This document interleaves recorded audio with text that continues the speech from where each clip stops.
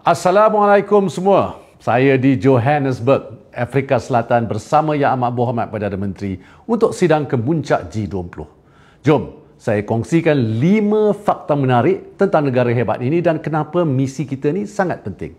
Pertama, dekat Afrika Selatan pun ada orang Melayu. Komuniti Cape Malay di sini adalah keturunan orang Melayu yang dibawa dari Nusantara beratus tahun dahulu. Dalam bahasa Afrikaans pun ada banyak perkataan Melayu. Contohnya piring, pisang dan sarung.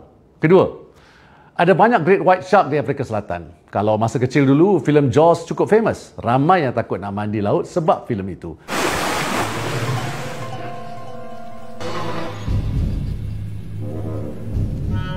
You're gonna need a bigger boat.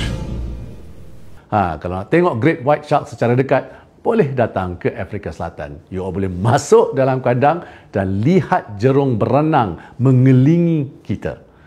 Great white shark terbesar mencecah 5.9 meter, lebih kurang saiz van sekolah. Ketiga, Johannesburg dikenali sebagai City of Gold dan menempatkan emponen gold mine, lombong emas aktif terdalam di dunia. Pelombong perlu turun hampir 4 km ke bawah tanah untuk mencari emas. Keempat, Afrika Selatan adalah rakan dagang terbesar Malaysia di benua Afrika. Jumlah perdagangan dua hala kita mencecah 4.8 bilion ringgit bagi tempoh Januari hingga Oktober 2025. Ekspor utama kita, minyak sawit, menyumbang lebih 34% daripada ekspor itu. Dan kami di sini sekarang nak meningkatkan jumlah dagangan ini. Dan yang kelima, ini yang paling penting, ada yang kata tangan Malaysia terikat selepas menandatangani perjanjian AD dengan Amerika Syarikat. Betul ke?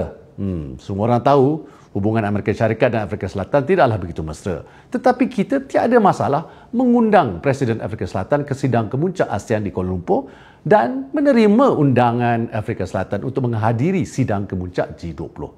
Kehadiran kita di G20 adalah bukti kukuh bahawa dasar luar negara Malaysia kekal bebas, berdaulat dan tidak terikat kepada mana-mana kuasa besar. Kita berinteraksi dengan semua negara berdasarkan kepentingan nasional kita. Jadi, Johannesburg ini bukan sahaja tempat yang menarik, tapi ia juga menjadi saksi kedaulatan negara kita dan usaha kita untuk memacu pertumbuhan ekonomi negara. Doakan kejayaan kami di sini.